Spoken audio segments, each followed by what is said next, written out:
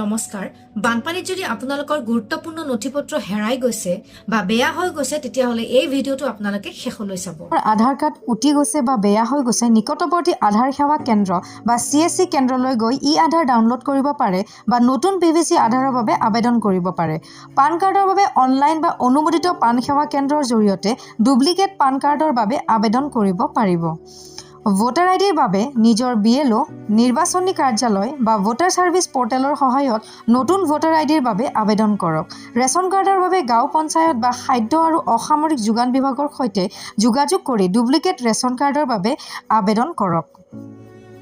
বেংকৰ passbook ATM card বা check বহীৰ বাবে নিজৰ বেংক শাখালৈ গৈ নতুন পাছবুক বা ATM কাৰ্ডৰ বাবে আবেদন কৰিব পাৰে।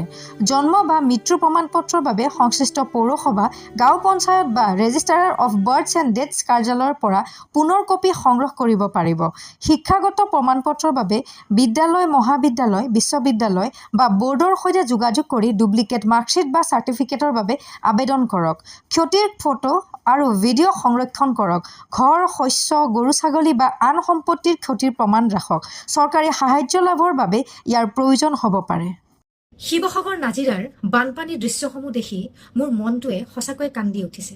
ভৱিষ্যতে যাতে এনেকুৱা পৰিস্থিতি অসমত কেতিয়াও নহয় তাৰে কামনা কৰিলোঁ।